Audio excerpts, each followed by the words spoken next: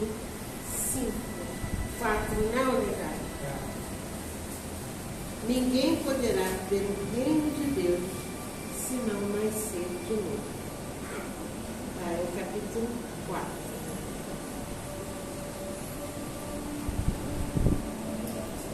Vamos ler, Deus?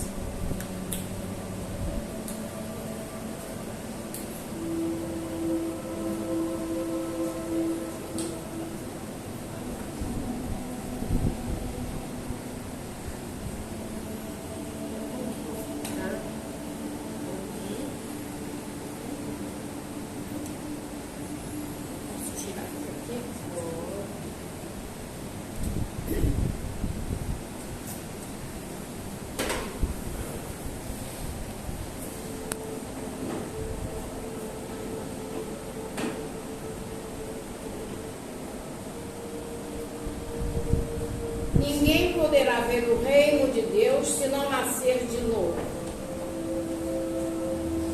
Ressurreição e reencarnação. A reencarnação fortalece os laços de família, ao passo que a unicidade da existência os desfaz. Limites da encarnação, necessidade da encarnação. Jesus, tendo vindo às cercanias de Cesareia de Filipe, interrogou assim seus discípulos: que dizem os homens com relação ao Filho do Homem? Quem disse que eu sou? Eles lhe responderam: dizem uns que é João Batista, outros que Elias, outros ainda que Jeremias ou algum dos profetas. Perguntou-lhe Jesus: e vós, quem dizeis que eu sou? Simão Pedro, tomando a palavra, respondeu: tu és o Cristo, o Filho do Deus vivo. Replicou-lhe Jesus: bem-aventurado és, Simão, filho de Jonas, porque não foram a carne nem o sangue que isso te revelaram, mas meu Pai que está nos céus. O tetrarca Herodes, porém, ouvira falar de tudo o que fazia Jesus, e seu espírito se achava em suspenso, porque uns diziam que João Batista ressuscitara entre os mortos, outros que Elias havia aparecido, e outros ainda que um dos antigos profetas havia ressuscitado. Disse então Herodes: mandei cortar a cabeça de João Batista. Quem é então esse de quem ouço dizer tão grandes coisas? E tinha muita vontade de vê-lo. Seus discípulos então o interrogaram dessa forma: por que dizem os escribas ser preciso que Elias venha primeiro? Jesus lhes respondeu: é verdade que Elias há de vir e restabelecer todas as coisas, mas eu vos declaro que Elias já veio e eles não o reconheceram e o trataram como bem que já trouxe. É assim que farão sofrer o Filho do Homem. Então os discípulos compreenderam que fora de João Batista que eles lhes falaram. Mateus 17, 10.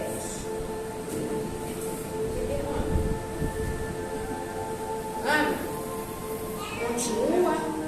Não, só tem. Obrigada.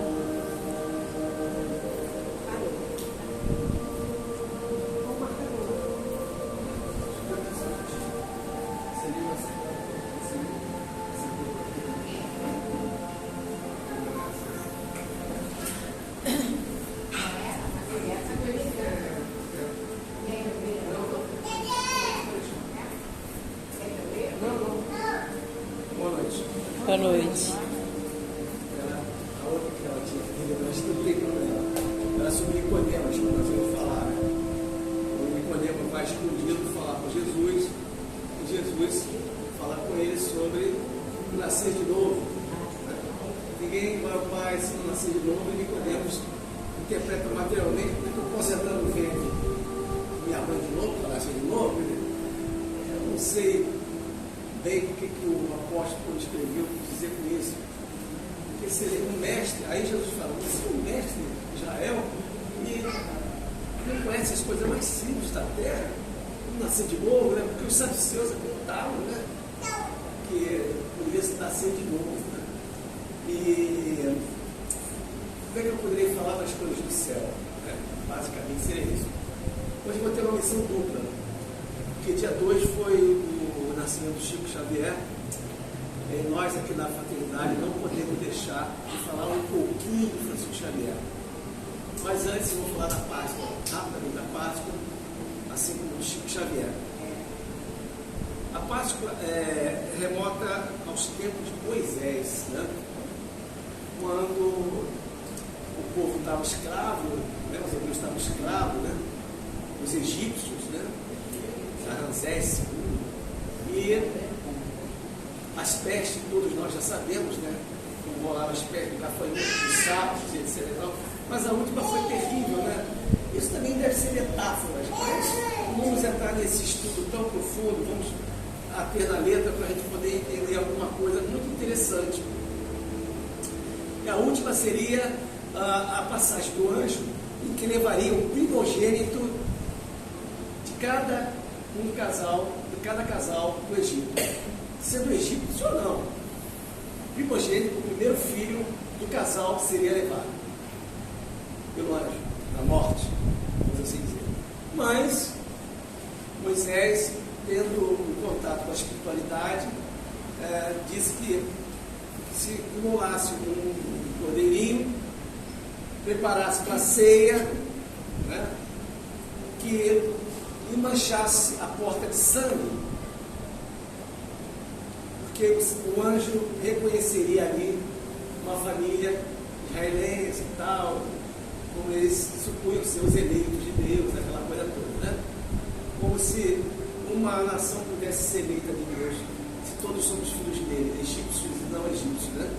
Mas é assim que conta a história, e vamos manter a história, um desdobramento mais a futuro, mais profundo sobre esse tema, a gente fará.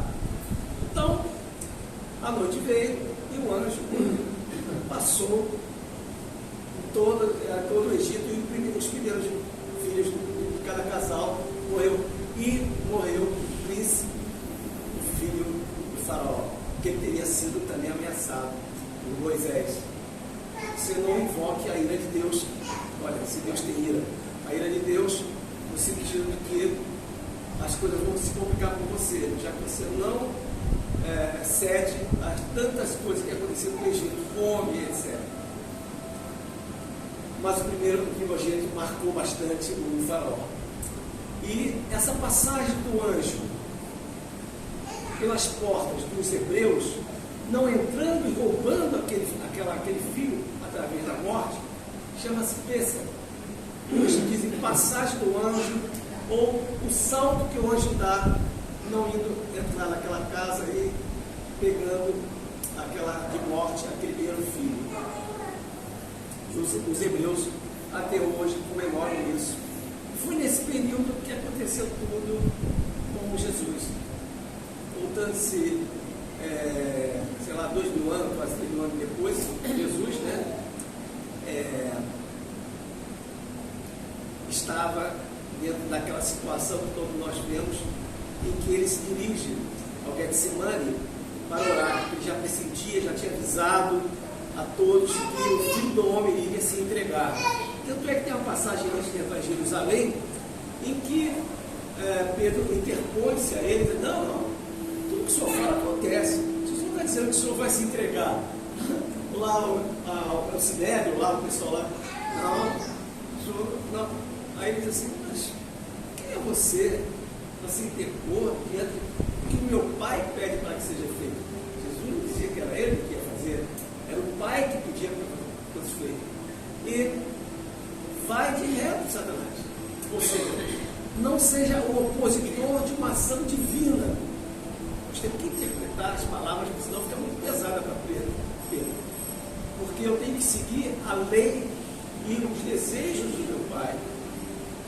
Inclusive, quando ele entra em Jerusalém, está num dos profetas que o predestinado, o enviado de Deus, entraria em Jerusalém montado num pequeno jumentinho.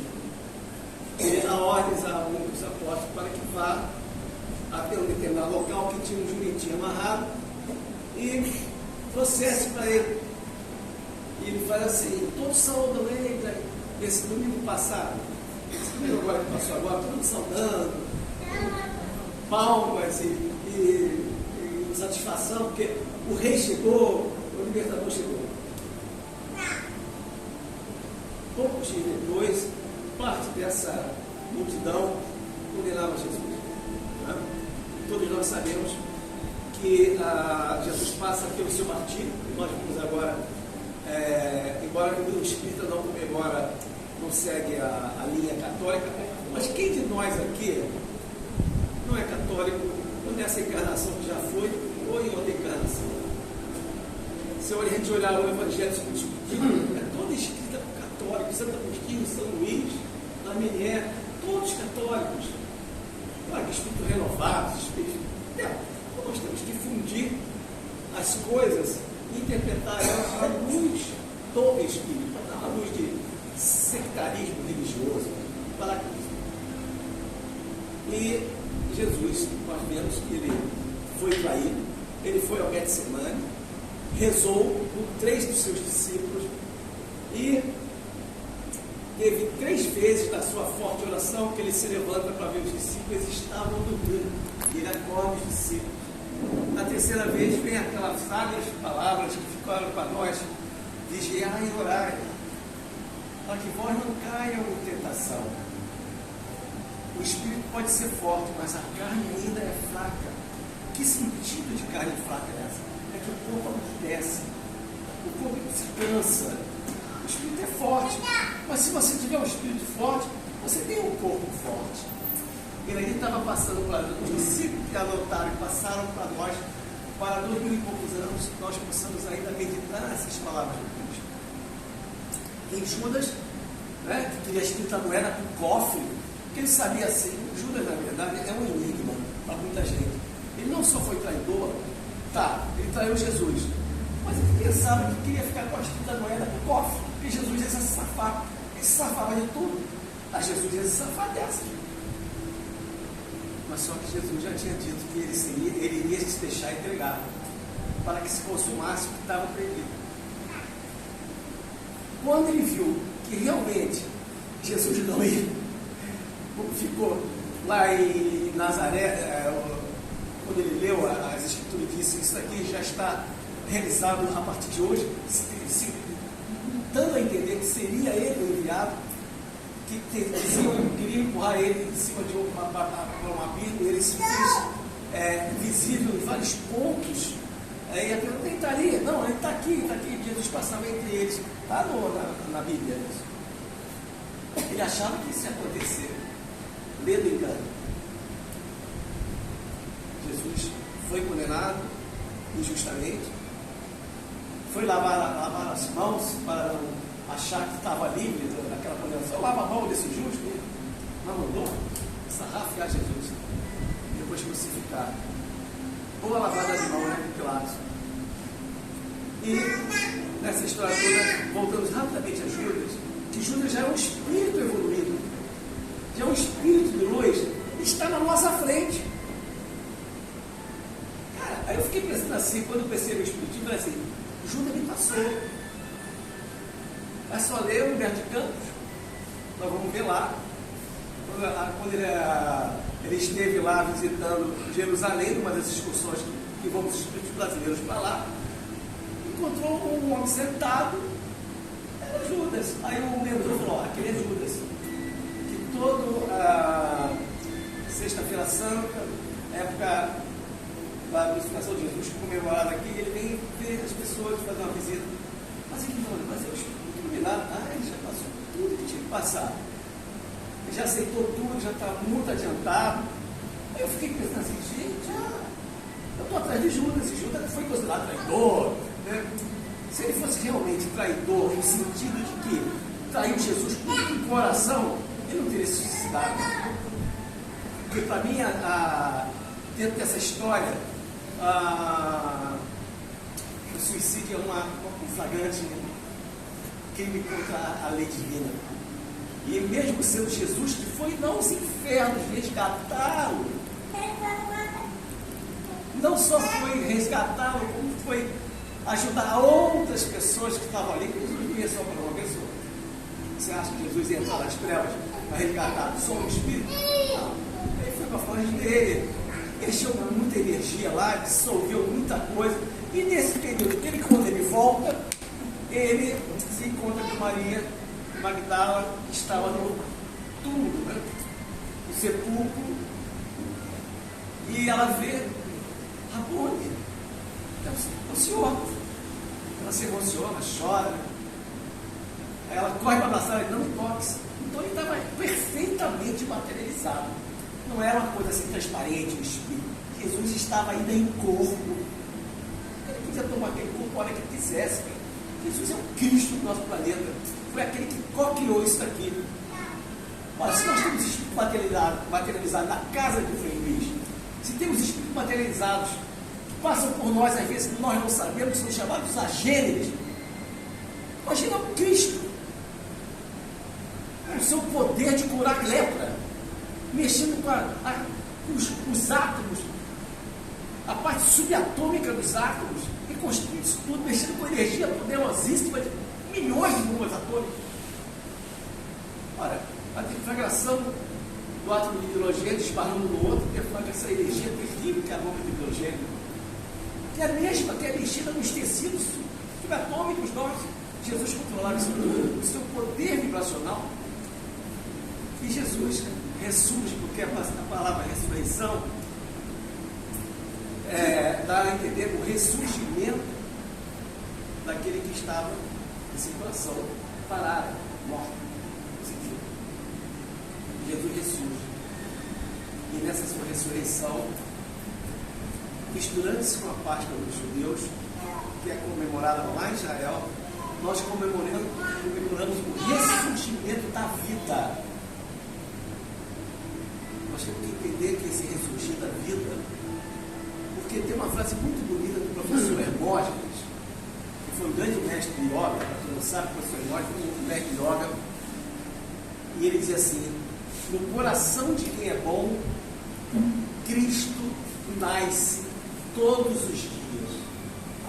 Vou repetir: no coração de quem é bom, Cristo nasce todos os dias. Essa ressurreição nós teremos que fazer diariamente. Se você pensar bem, nós quando dormimos, nós fazemos uma pré-morte. Nós apagamos, nosso espírito se desloca no corpo físico, ou fica ali do lado, dormindo ali do lado. Quantas vezes eu fiquei dormindo ali do lado? Meu corpo, sei lá, centenas de vidas, sei lá quantas, 70 anos de vida. Mas muitas vezes eu percebi que eu fui deslocado para longe. Eu tive trabalhos aí, andando por situações estranhas. Nossos sonhos, nossas lembranças rápidas, nós quando acordamos, vem na lembrança.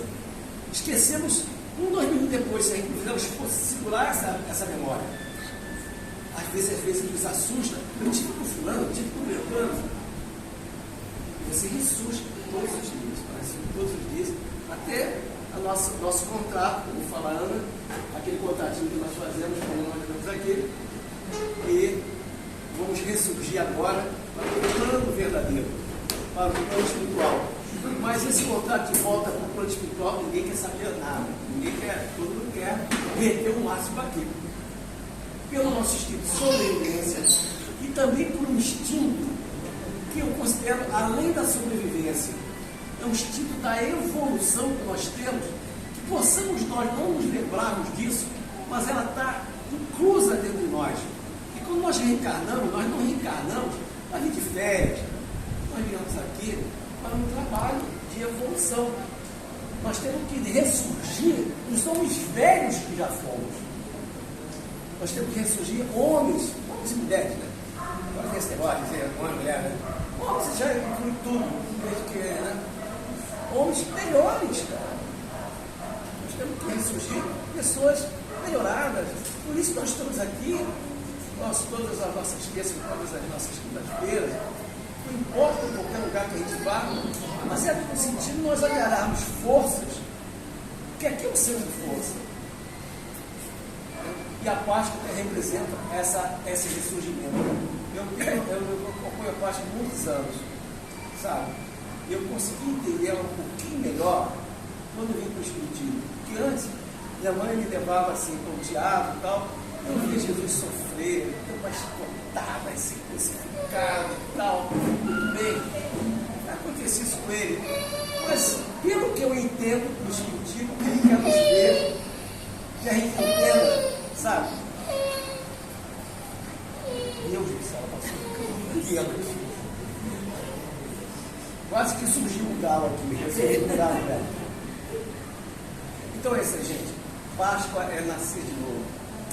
Páscoa é a alegria que nós temos de ver e sentir Jesus nascendo em nosso coração. Jesus é o Cristo desse planeta e de outros planetas. É aquele que, antes de a Terra ser, ele já era tudo. Há 4 bilhões de anos e meio, quando a Terra se deslocou no disco solar e aquela poeira toda se foi aglomerando e os Espíritos do Senhor coordenando tudo aquilo, milhões e milhões e milhões de anos, até formar a nossa casa, porque ele recebeu de Deus, nosso Pai, a incumbência de formar um mundo que coincidentemente parou na zona de habitação. Coincidentemente, a quantidade de azoto, que é o nitrogênio, certinha, 23% de oxigênio. A água, como é que apareceu a água de uma bola de fogo? São tantos os parâmetros para a vida. Nós começamos nos protozoários, enfim, nas mônadas que vieram. Estamos aqui. Podíamos ter seguido reto? Podíamos. E quando nós adentramos no reino, a nossa mônada, nosso princípio inteligente, no reino mineral, adentramos no reino animal, no nominal, e estamos a caminho do espiritual, nós temos todas as condições de seguir reto. Pedro Paulo, nos seus estudos de João Batista Agostino, nos diz que 2/3 da criação de Deus, que cria incessantemente, não para de criar, seguiu reto. 1/3 não seguiu reto. Jesus foi um dos que seguiu reto. Não precisamos passar tanto karma que nós passamos. Karma no sentido de lei de causa e efeito, está dirigido para nós nos purificarmos pelos nossos erros. Agora eu pergunto a vocês, 1/3 do infinito é o quê? O que é 1/3 do infinito? Já que os espíritos da criação de Deus é infinito. O próprio infinito não se considera. Então aqui eu paro o nosso trabalho da parte da Páscoa, e nós não podemos deixar de homenagear Chico Xavier. E a noite foi aniversário da cidade de Chico Xavier. Eu vou me reportar a 1948, quando Mahatma Gandhi foi assassinado, por sinal, um da guarda dele de segurança, o Sikh, se não me engano, Sikh, uma religião que era terrivelmente contrária aos muçulmanos de lá, mas fazia a guarda de segurança dele e ele foi atingido.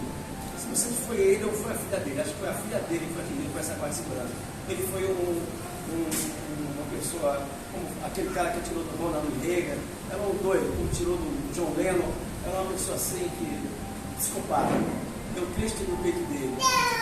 E Einstein fazia um comentário naquela época dizendo assim: como pode-se entender alguém dar um tiro numa pessoa tão boa, tão esclarecida como Mahatma Gandhi? As gerações do futuro irão se questionar como isso pôde acontecer. Agora, em 1948, Chico Xavier está com 28 anos. Eu faço mais ou menos para fazer ano Einstein, quem sou eu, mas tudo bem, vou jogar lá. As gerações do futuro irão se perguntar como nós, sabe, um garoto pequenininho, nascido numa cidade pequena de Minas Gerais, no 4º ano da sua formação educativa, ele conseguiu escrever quase 500 livros. Fez um livro que eu vou ler para nós aqui agora, um pedacinho só para você ver a grandeza da psicografia de Chico Xavier. Esse é o primeiro livro de Chico Xavier, Parnaso de Aventura, onde ele escreve centenas de, sabe, poetas e escritores, todos dentro do perfil idêntico a quando eles estavam vivos. Os estudos que foram feitos, o Astogénio de Alcaide fez estudos de cima, é o cara que morreu. Entendeu? Então as gerações futuras irão perguntar, as gerações futuras esclarecidas, mais esclarecidas, melhores, como que em 1910 nasce uma criança, e nesse período de 92 anos de vida desse ser humano, que veio completar a obra de Jesus, que começou com Allan Kardec, deu continuidade ao Chico Xavier, e aqueles homens cientistas brilhantes da época não perceberam isso. A grandeza de um homem escrever quase 500 livros, mais de 10 mil cartas às mães, além dos conselhos, das palavras que ele deu a muitas e muitas pessoas. E fora a psicografia da arte da cura através da homeopatia do Dr. Bezerra de Menezes. Então, as gerações futuras vão dizer: que garoto foi esse? Como é que pode uma geração inteira no século XX, os grandes homens brilhantes não terem percebido isso? Você vê a que ponto nós estamos e as trevas estão querendo estar com a gente. Eu escolhi 3 autores aqui. Eu vou ler. Um é um autor que Chico Xavier, quando eu tinha 13 anos, 14, 15 anos, Augusto dos Anjos. Augusto dos Anjos foi professor do Colégio Pedro II, nasceu em 1884, ele estava aí. Ele desencarnou em 1914, ou seja, ele tinha 30 anos, né?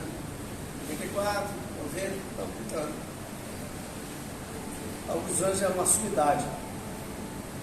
E Chico, com 14, 15 anos, trabalhava numa vendinha e ele gostava muito quando ia molhar os pimentões.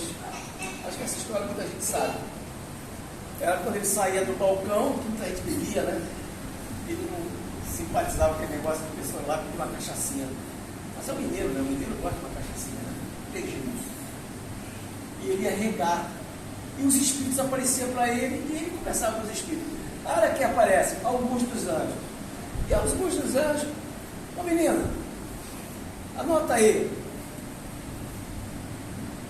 Anota aí, por favor. De onde vem?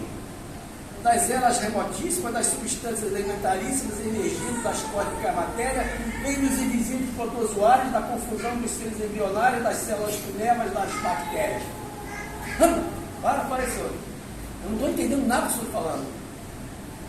Não consegue decorar pelo menos 2 palavras?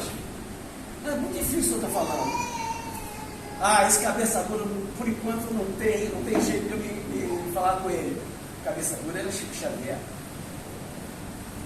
Mas Chico Xavier cresceu. Aí ele começou a psicografar as obras de muitos. Eu peguei aqui evolução, porque alguns lances é muito difícil. Evolução é mais pequeno e mostra mais ou menos o que é, quem foi Chico Xavier na psicografia. Um quartonista primário, um matuto de Minas Gerais, mas um homem maravilhoso, um homem de luz. Acho que era o ser mais evoluído. Acho que você nem Saibaba era mais naquela época, viu? Porque, olha, o Chico Xavier. Ele era um pai de segredo, como falava Edgar Arnold. Vocês leiam lá no livro Mediunidade o que é pai de segredo, vocês vão ver o que é pai de segredo. Evolução. Por alguns dos anos, a psicografia de Chico Xavier, ele tinha 20 e poucos anos. Se devassássemos os labirintos dos eternos princípios embrionários, a cadeia de impulsos e de instintos rudimentos dos seres planetários, tudo que é a poeira cósmica